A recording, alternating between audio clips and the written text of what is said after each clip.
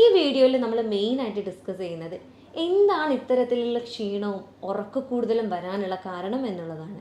അതേപോലെ ഈ കാരണങ്ങൾ എങ്ങനെ നമ്മൾക്ക് വീട്ടിലിരുന്നു കൊണ്ട് തന്നെ പരിഹരിക്കാൻ പറ്റും എന്നുള്ളതുമാണ്. ഇതിൽ പ്രധാനമായിട്ട് ഇങ്ങനെ വരാനുള്ള ഒരു കാരണം എന്ന് പറയുന്നത് നമ്മൾക്ക് ആവശ്യത്തിനുള്ള ഉറക്കം കിട്ടാതെ ഇരിക്കുക എന്നുള്ളത് തന്നെയാണ്. പലപ്പോഴായിട്ട് നമ്മൾ ഇപ്പോഴത്തെ ജനറേഷൻ പ്രത്യേകിച്ച് ഫോണുകൾ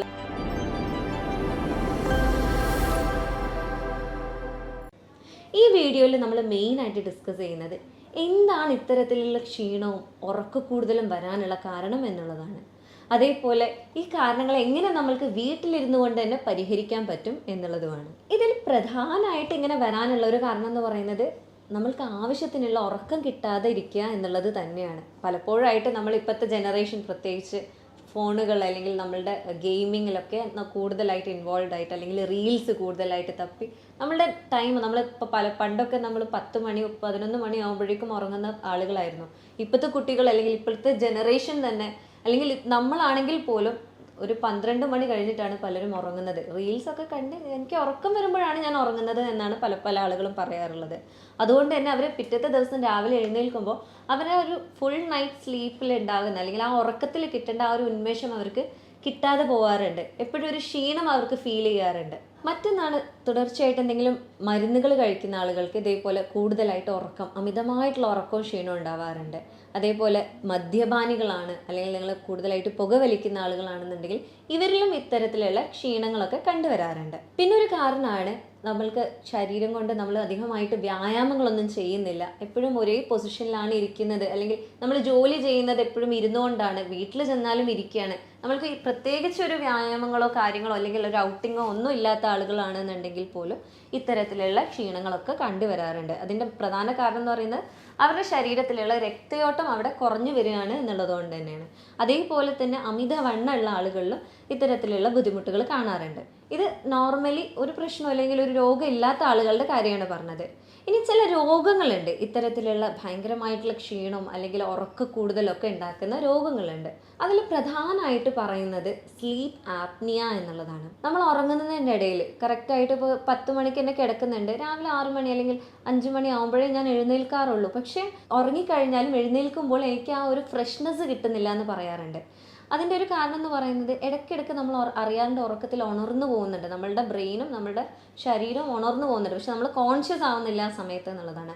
അങ്ങനെ വരുന്ന ചില സാഹചര്യങ്ങളാണ്, അതായത് സ്ലീപ്പ് ആപ്നിയ എന്ന് പറയും. ഈ സാഹചര്യത്തിൽ എന്താ സംഭവിക്കുന്നതെന്ന് വെച്ചാൽ നമ്മളുടെ എയർവേ, അതായത് നമ്മളുടെ ശ്വാസം വലിക്കുന്ന ആ ഒരു ട്രാക്കിൽ അല്ലെങ്കിൽ ആ ഒരു പൈപ്പ് പെട്ടെന്ന് ഒബ്സ്ട്രക്റ്റഡ് ആവുകയാണ്, അല്ലെങ്കിൽ പെട്ടെന്ന് ബ്ലോക്ക് വരികയാണ്. നമുക്ക് പെട്ടെന്ന് ഉറക്കത്തിൻ്റെ ഇടയിൽ ശ്വാസം കിട്ടാതെ ചില ആളുകൾ ഞെട്ടി എഴുന്നേൽക്കാറുണ്ട്.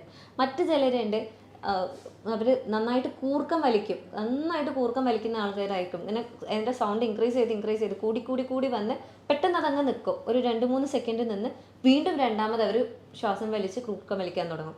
ഇതും ഒരു രീതിയിൽ അവരുടെ ബ്രെയിൻ അവിടെ ആക്ടിവേറ്റഡ് ആവണം, അതായത് അവരുടെ ശരീരത്തിൽ കറക്റ്റായിട്ടുള്ള ഓക്സിജൻ ലെവൽ കിട്ടുന്നില്ല, അപ്പോൾ നീ ഒന്നും കൂടെ നന്നായിട്ട് ബ്രീത്ത് ചെയ്യണം എന്നുള്ളത് അവരുടെ ബ്രെയിൻ അവരുടെ ശരീരത്തിലേക്ക് കൊടുക്കുന്ന ഒരു മെസ്സേജ് ഉണ്ട്. അപ്പോൾ സ്വാഭാവികമായിട്ടും ഇത്തരത്തിലുള്ള ഒരു ഡിസ്റ്റർബൻസ്, അവരുടെ ഉറക്കം അവിടെ ഒരു ഡിസ്റ്റർബൻസ് വരുന്നുണ്ട്. അവർ കോൺഷ്യസ് ആവുന്നില്ല എന്നുണ്ടെങ്കിൽ പോലും അവർക്കൊരു ഫ്രഷ്നെസ് അപ്പോൾ രാവിലെ കിട്ടാതെ വരാനുള്ള ചാൻസ് കൂടുതലാണ്. അതേപോലെ ടെൻഷൻ അധികമായിട്ടുള്ള അല്ലെങ്കിൽ ഭയങ്കരമായിട്ട് സ്ട്രെസ്ഫുൾ ആയിട്ടുള്ള ആളുകൾക്ക് ഉറക്കക്കുറവ് ഉണ്ടാവാൻ ചാൻസ് കുറവാണ്. അതായത് രാത്രി കിടന്നാൽ അവർക്ക് ഉറങ്ങാൻ പറ്റാതെ വരാറുണ്ട്. അപ്പോൾ അല്ലെങ്കിൽ ഡിപ്രഷനുള്ള ആളുകൾക്കൊക്കെ ആണെന്നുണ്ടെങ്കിൽ ഇവർക്ക് രാവിലെ എഴുന്നേൽക്കുമ്പോഴാണെങ്കിലും അവരെന്ത് ജോലി ചെയ്യുമ്പോഴാണെങ്കിലും അവർക്ക് ആ ഒരു ഉന്മേഷം അല്ലെങ്കിൽ ആ ഒരു എനർജി എപ്പോഴും ഭയങ്കര ക്ഷീണമായിട്ട് അവർക്ക് അനുഭവപ്പെടാറുണ്ട്. മറ്റൊന്നാണ് രക്തക്കുറവുള്ള ആളുകൾ എന്ന് പറയുന്നത്. ഈ ചില ആളുകളുണ്ട്, അവർക്ക് രാത്രി എനിക്ക് എന്താണെന്ന് അറിയില്ല, കാലിന് ഭയങ്കര അസ്വസ്ഥതയാണ്, എപ്പോഴും കാലാട്ടിക്കൊണ്ടേയിരിക്കണം എന്ന് തോന്നാറുണ്ട്. അതുകൊണ്ട് തന്നെ എനിക്ക് ഉറക്കം വരാറുണ്ട്, ഉറക്കം ശരിയാവുന്നില്ല, ഉറക്കത്തിൻ്റെ ഇടയിൽ ഇങ്ങനെ അറിയാണ്ട് ഞാൻ ഉണർന്നു പോവുകയാണ്, കാലിങ്ങനെ എപ്പോഴും ആട്ടിക്കൊണ്ടിരിക്കണം എന്ന് പറയും. ഇതിനെ പറയുന്നത് തന്നെ റെസ്റ്റ്ലെസ് ലെഗ് സിൻഡ്രോം എന്നാണ്. അതായത് ഈ ഒരു അവസ്ഥ, എപ്പോഴും കാലിങ്ങനെ ആട്ടിക്കൊണ്ടിരിക്കണം എന്നുള്ളൊരു അവസ്ഥ രാത്രികളിലാണ് അവർക്ക് കൂടുതലായിട്ട് ഫീൽ ചെയ്യുക. അപ്പം എപ്പോഴും പെട്ടെന്നൊന്ന് ഉണർന്നു കഴിഞ്ഞാൽ ഒരു 10-20 സെക്കൻഡ് എങ്കിലും കണ്ടിന്യൂസ് ആയിട്ട് അവർക്ക് കാലിങ്ങനെ ആട്ടിക്കൊണ്ടേയിരിക്കണം. അവർക്കൊരു തരം അസ്വസ്ഥത, അങ്ങോട്ടേക്കുള്ള രക്തയോട്ടം കുറയുമ്പോൾ ഒരു തരം അസ്വസ്ഥത വന്ന് കാലാട്ടിക്കൊണ്ടേ ഇരിക്കാനുള്ള ഒരു ടെൻഡൻസി കൂടുതലാണ് അവിടെ വരുന്നത്. ഇതിൻ്റെ പ്രധാന കാരണം എന്ന് പറയുന്നത് ഒന്ന് അയൺ ഡെഫിഷ്യൻസി അല്ലെങ്കിൽ ഇരുമ്പിൻ്റെ സത്ത് നമ്മുടെ ശരീരത്തിൽ കുറവാണെങ്കിൽ ഇത്തരത്തിലുള്ള അവസ്ഥകൾ വരാറുണ്ട്. വിറ്റാമിൻ B12 കുറവാണെങ്കിൽ ഈ രീതിയിൽ വരാറുണ്ട്. അതേപോലെ രക്തം കുറവാണെങ്കിൽ, അതായത് HB ലെവൽ, നമ്മുടെ ശരീരത്തിലുള്ള ബ്ലഡിലുള്ള HB ലെവൽ കുറവാണെങ്കിലും ഈ രീതിയിൽ വരാറുണ്ട്. ഇനി അടുത്തതെന്ന് പറയുന്നത്, ചില ആളുകൾക്ക് പനി കഴിഞ്ഞാലും അവർക്ക് ആ ഒരു ക്ഷീണത്തിൽ നിന്ന് അവർക്ക് പുറത്തു വരാൻ സാധിക്കാറില്ല. പ്രത്യേകിച്ച് വൈറൽ ഫീവേഴ്സ് ഒക്കെ ആണെന്നുണ്ടെങ്കിൽ നമ്മളുടെ ഈ ഒരു തിരക്കേറിയ ലൈഫ് സ്റ്റൈലിൽ നമ്മൾക്കൊരു 2 ദിവസം 3 ദിവസം നമ്മൾ മാക്സിമം റെസ്റ്റ് എടുക്കും. അത് കഴിഞ്ഞ് കഴിഞ്ഞാൽ നമ്മൾ വീണ്ടും നമ്മുടെ നോർമൽ ആയിട്ടുള്ള റൂട്ടീനിലേക്ക് പോവുകയാണ്.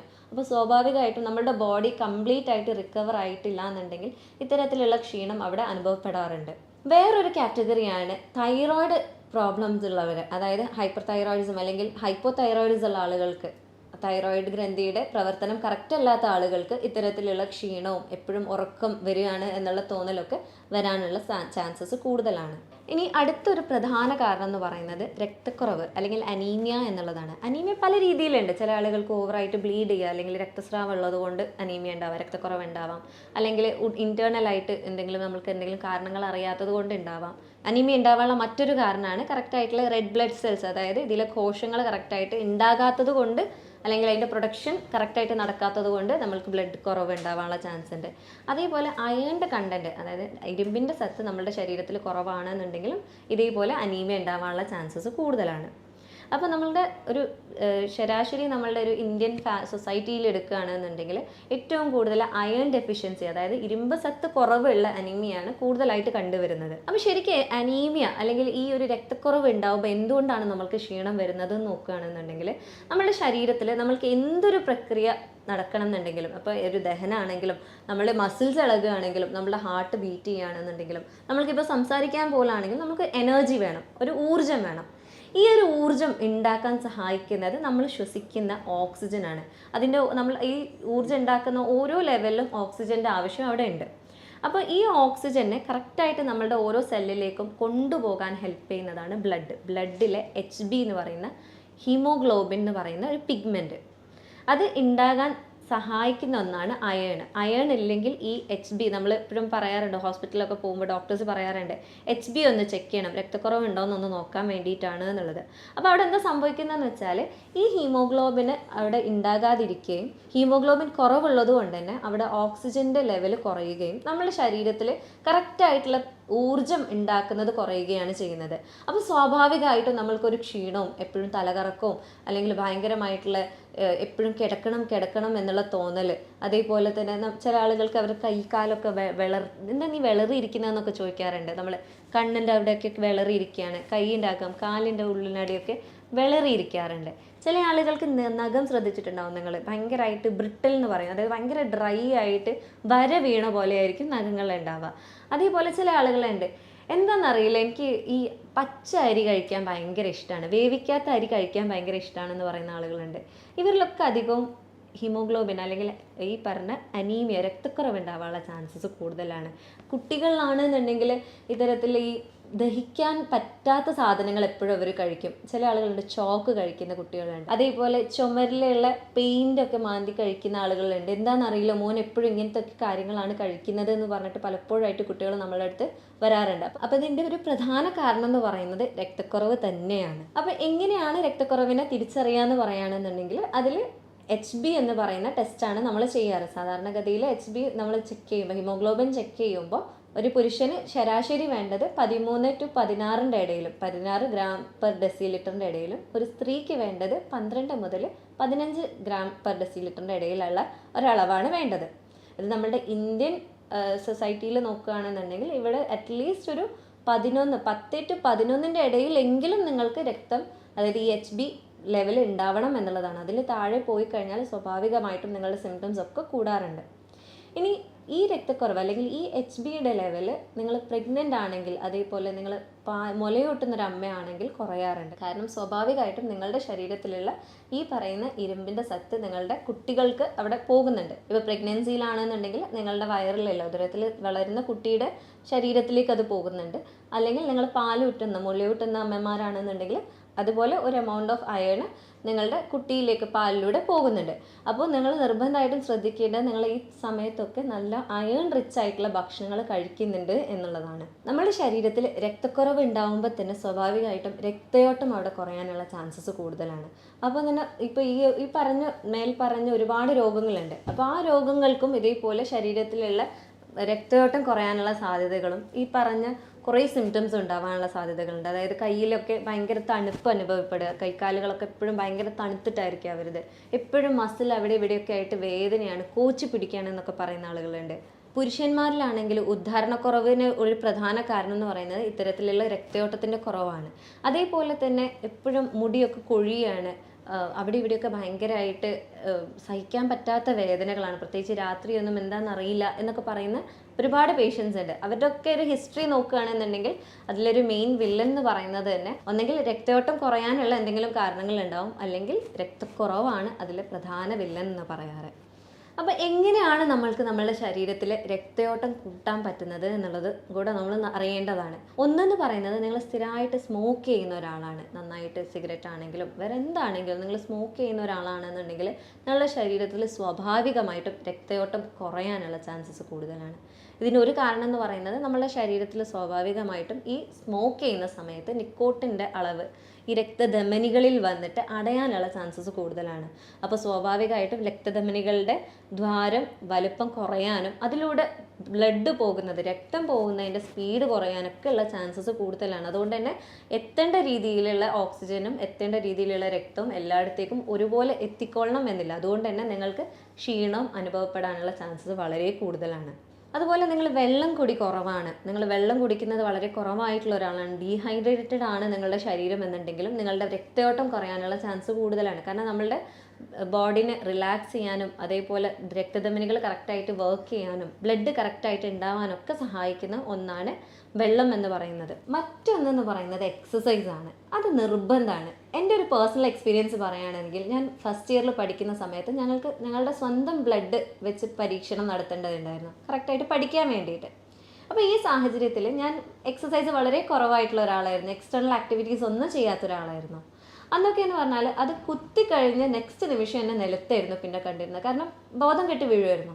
ഇത് കുത്താനുള്ള പേടി കൊണ്ടോ എന്നായിരുന്നില്ല, എന്നാൽ രക്തക്കുറവ് എന്ന് പറയുന്നത് എനിക്ക് ഉണ്ടായിരുന്നില്ല. പക്ഷേ എനിക്ക് ഈ കുത്തുന്ന സമയത്ത് എൻ്റെ തലച്ചോറിലേക്കുള്ള രക്തയോട്ടം കുറവായിരുന്നു. വേറൊരു എക്സസൈസ് ഒന്നും ചെയ്യാത്തത് കൊണ്ട് തന്നെ ഒട്ടും രക്തയോട്ടം ഉണ്ടായിരുന്നില്ല. അതുകൊണ്ട് പെട്ടെന്ന് ബ്ലാങ്ക് ഔട്ടായി വീഴുമായിരുന്നു. ഇതിന് സിങ്കോപ്പ് എന്നാണ് പറയാറ്. അപ്പോൾ നോർമലി നമ്മുടെ ലൈഫിൽ നമ്മൾ എന്ത് കാര്യം ചെയ്യുകയാണെങ്കിലും ചില ആളുകളുണ്ട് പെട്ടെന്ന് ബോധം കെട്ട് വീണമെന്നോ അല്ലെങ്കിൽ കുഴഞ്ഞു വീണമെന്നൊക്കെ പറയുന്നത്. അപ്പോൾ അവരുടെ തലച്ചോറിലേക്ക് കറക്റ്റായിട്ട് രക്തം ഓടാത്തതുകൊണ്ട് അല്ലെങ്കിൽ കറക്റ്റായിട്ടുള്ളൊരു എത്തേണ്ട ഓക്സിജൻ അവർക്ക് കിട്ടാത്തത് കൊണ്ടാണ് ഇത്തരത്തിൽ അവർ ബ്ലാങ്ക് ഔട്ടായി പോകുന്നത്. അപ്പം എക്സസൈസ് എന്ന് പറയുന്നത് വളരെയേറെ ഇമ്പോർട്ടൻ്റ് ആണ്. ഇനി നിങ്ങൾ സ്ഥിരമായിട്ട് ഇരുന്ന് ജോലി ചെയ്യുന്ന ഒരാളാണ്, എപ്പോഴും കമ്പ്യൂട്ടറിൻ്റെ മുന്നിലാണ്, ഒരു രാവിലെ ചെന്ന് കഴിഞ്ഞാൽ വൈകുന്നേരം മാത്രമാണ് ഞാൻ ആ ഒരു സീറ്റിൽ നിന്ന് എഴുന്നേൽക്കുന്നതെന്ന് പറയുന്ന ആളാണെന്നുണ്ടെങ്കിൽ നിങ്ങളൊരു 25-20 മിനിറ്റ് കഴിഞ്ഞാൽ നിങ്ങൾ നിർബന്ധമായിട്ടും എഴുന്നേറ്റ് നിന്ന് ഒന്നൊരു റൗണ്ട് അല്ലെങ്കിൽ അറ്റ്ലീസ്റ്റ് ഒന്നൊരു അടുത്ത് എങ്കിലും ഒരു ഡിസ്റ്റൻസിലേക്ക് നടക്കുന്നുണ്ട് എന്നുള്ളത് ഉറപ്പ് വരുത്തുക. കാരണം നിങ്ങളുടെ ബ്ലഡ് സർക്കുലേഷൻ അവിടെ വളരെയേറെ കുറഞ്ഞു വരികയാണ്. നിങ്ങൾ നടക്കുമ്പോൾ എന്താണ് സംഭവിക്കുന്നതെന്ന് വെച്ചാൽ നിങ്ങളുടെ കാലിലെ മസിൽസൊക്കെ അവിടെ ക്രാമ്പ് വരുന്നുണ്ട്, അതായത് മസിൽസൊക്കെ അവിടെ നിന്ന് ടൈറ്റൻ ആവുന്നുണ്ട്. ആ സമയത്ത് തന്നെ നിങ്ങളുടെ കാലിൽ വരുന്ന ബ്ലഡിനെ അത് സ്വാഭാവികമായിട്ടും ഹാർട്ടിലേക്ക് എത്തിക്കാൻ സഹായിക്കും. അപ്പോൾ ഇത്തരത്തിൽ നമ്മുടെ ശരീരത്തിലുള്ള രക്തയോട്ടത്തിന് കൂട്ടാൻ ഇത് വളരെയേറെ ഹെൽപ്പ് ചെയ്യും. ഇനി മറ്റൊന്നെന്ന് പറയുന്നത്, രക്തയോട്ടം മാത്രം കറക്റ്റ് ആയാൽ പോരാ, നമ്മൾക്ക് അനീമിയ അല്ലെങ്കിൽ രക്തക്കുറവും കൂടെ കറക്റ്റ് ചെയ്താലേ നമ്മളുടെ ആ ക്ഷീണം കറക്റ്റായിട്ട് മാറുകയുള്ളൂ. അപ്പോൾ അതിന് വേണ്ടത് എന്താണെന്ന് വെച്ചാൽ, ഒന്ന് അയൺ റിച്ച് ആയിട്ടുള്ള അല്ലെങ്കിൽ ഇരുമ്പസത്ത് റിച്ച് ആയിട്ടുള്ള ഭക്ഷണങ്ങൾ കഴിക്കുക എന്നുള്ളതാണ്. അതൊന്നെന്ന് പറയുന്നത് രാഗി നല്ല റിച്ചാണ്. അതേപോലെ നമ്മളുടെ ബീട്രൂട്ട്, ഡേറ്റ്സ് അതായത് ഈന്തപ്പഴം, അതേപോലെ ഡാർക്ക് ഗ്രീൻ ലീഫി വെജിറ്റബിൾസ്, അതായത് എന്താണെങ്കിൽ ഏത് ഇലയാണെങ്കിലും അതൊന്നും കൂടെ ഡാർക്കർ ഷെയ്ഡിലാവുമ്പോഴാണ് അതിൽ കൂടുതലായിട്ട് ഇരുമ്പ് സത്ത് കൂടുന്നത്. അപ്പോൾ തന്നെ നമ്മുടെ ശരീരത്തിലേക്ക് അത് നന്നായിട്ട് അബ്സോർബ് ചെയ്യാനും അത് ഹെൽപ്പ് ചെയ്യും. മറ്റൊന്നാണ് വിറ്റാമിൻ സി കൂടുതലുള്ള ഭക്ഷണങ്ങൾ കഴിക്കുക എന്നുള്ളത്. കാരണം എന്താണെന്ന് വെച്ചാൽ നമ്മുടെ ശരീരത്തിലേക്ക് അയണിൻ്റെ അബ്സോർപ്ഷൻ കൂടണം എന്നുണ്ടെങ്കിൽ, അതായത് നമ്മുടെ ശരീരത്തിലേക്ക് അയൺ കൂടുതലായിട്ട് വലിച്ചെടുക്കപ്പെടണം എന്നുണ്ടെങ്കിൽ വിറ്റാമിൻ സി അവിടെ അനിവാര്യമാണ്. അപ്പോൾ വിറ്റാമിൻ സി റിച്ച് ആയിട്ടുള്ള ഭക്ഷണങ്ങൾ എന്ന് പറയുന്നത് നെല്ലിക്ക, ഇലക്കറികൾ, അതേപോലെ കിവി, അതേപോലെ ഓറഞ്ചിൻ്റെ രൂപത്തിലുള്ള വേറെ എന്ത് ഫ്രൂട്ടാണെങ്കിലും, ഗ്രേപ്പ് ഫ്രൂട്ട് ആവാം അല്ലെങ്കിൽ നാരങ്ങയാവാം, അങ്ങനത്തെ ഫ്രൂട്ട്സൊക്കെ നമ്മുടെ ശരീരത്തിൽ വിറ്റാമിൻ സി കൂട്ടാൻ വളരെയേറെ ഹെൽപ്പ് ചെയ്യും. ഇനി ഞാൻ പറയാൻ പോകുന്നത്, നമ്മുടെ വീട്ടിൽ എങ്ങനെയാണ് നമ്മൾക്ക് നമ്മുടെ ഈ രക്തയോട്ടക്കുറവ് അല്ലെങ്കിൽ അനീമിയ, അതായത് രക്തക്കുറവിനൊക്കെ നമ്മൾക്ക് പരിഹരിക്കാൻ പറ്റും എന്നുള്ളതാണ്. ജസ്റ്റ് ചെറിയ 2 ജ്യൂസുകൾ പരിചയപ്പെടുത്താം. ഒരു അനാർ എടുക്കുക, അതിലേക്ക് 1/2 കഷ്ണം നെല്ലിക്കയും 1/2 കഷ്ണം ബീട്രൂട്ടും 1/4 കഷ്ണം ജിഞ്ചർ അല്ലെങ്കിൽ ഇഞ്ചിയും ചേർത്ത് നന്നായിട്ട് ഒരു ജ്യൂസ് പരുവത്തിലാക്കുക.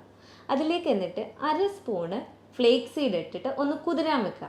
ഇത് കുതിർന്ന് ആ ഒരു ജ്യൂസിലേക്ക് ലയിച്ചതിന് ശേഷം നിങ്ങൾ ദിവസവും കുടിക്കുകയാണെന്നുണ്ടെങ്കിൽ, പ്രത്യേകിച്ചൊരു 2 ഭക്ഷണത്തിന്, അതായത് രാവിലത്തെയും ഉച്ചക്കത്തെയും ഭക്ഷണത്തിൻ്റെ ഇടയിലാണ് നിങ്ങൾ കഴിക്കുന്നതെന്നുണ്ടെങ്കിൽ നിങ്ങളുടെ ശരീരത്തിലുള്ള ഈ ഒരു ക്ഷീണത്തിനെ മാറ്റാനും ഒരു എനർജൈസിങ് ആയിട്ടുള്ള ഫീലിംഗ് തരാനും അതേപോലെ രക്തയോട്ടം കൂട്ടാനും നിങ്ങളുടെ അനീമിയ കുറയ്ക്കാനൊക്കെ ഇത് ഹെൽപ്പ് ചെയ്യും.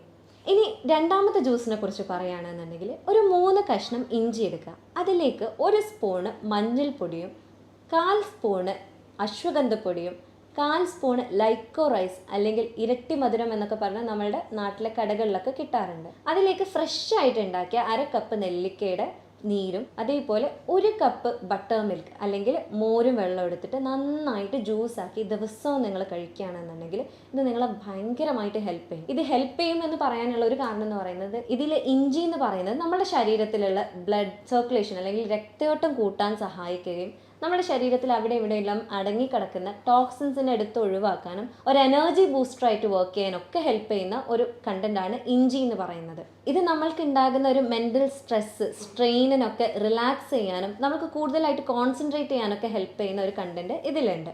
മറ്റൊന്നാണ് മോരും വെള്ളം എന്ന് പറയുന്നത്. മോരും വെള്ളം എന്ന് പറയുന്നത് നമ്മളുടെ ശരീരത്തിൽ, നമ്മളുടെ വയറിൻ്റെ കൂടുതലായിട്ടുള്ള ഡൈജഷനെ ഹെൽപ്പ് ചെയ്യാൻ, നമ്മൾക്ക് കറക്റ്റായിട്ടുള്ള ഒരു മോഷൻ പാസ് ചെയ്യാനും അതേപോലെ ഗട്ട് ഇഷ്യൂസ് ഒക്കെ റിസോൾവ് ചെയ്യാനൊക്കെ ഹെൽപ്പ് ചെയ്യുന്ന ഒന്നാണ് മോരും വെള്ളം എന്ന് പറയുന്നത്. അതേപോലെ വിറ്റാമിൻ ബി കൂടുതലായിട്ട് അടങ്ങിയ ഒരു കണ്ടന്റും കൂടി ആയതുകൊണ്ട് തന്നെ നമ്മുടെ ഗട്ട് ഹെൽത്തിന് ഇത് കൂടുതലായിട്ട് ഹെൽപ്പ് ചെയ്യുന്നതായിരിക്കും. സ്വാഭാവികമായിട്ടും നമുക്ക് കൂടുതലായിട്ടൊരു എനർജൈസിങ് ഫീലിംഗ് കിട്ടാൻ വേണ്ടിയിട്ട് ഇത് ഹെൽപ്പ് ചെയ്യും. അടുത്തതെന്ന് പറയുന്നത് അശ്വഗന്ധയാണ്. അശ്വഗന്ധ എന്ന് പറയുന്നത് നമ്മുടെ ശരീരത്തിലുള്ള നെർവസ് സിസ്റ്റത്തിന് ഒന്ന് റിലാക്സ് ചെയ്യാൻ ഹെൽപ്പ് ചെയ്യുക, ഹൈപ്പർ ആക്റ്റീവായിട്ട് നിൽക്കുന്നതിന് ഒന്ന് റിലാക്സ് ചെയ്യാൻ ഹെൽപ്പ് ചെയ്യും. നമ്മൾക്ക് കൂടുതലായിട്ട് എനർജി കിട്ടാൻ ഇത് ഭയങ്കരമായിട്ട് ഹെൽപ്പ് ചെയ്യുകയും ചെയ്യും.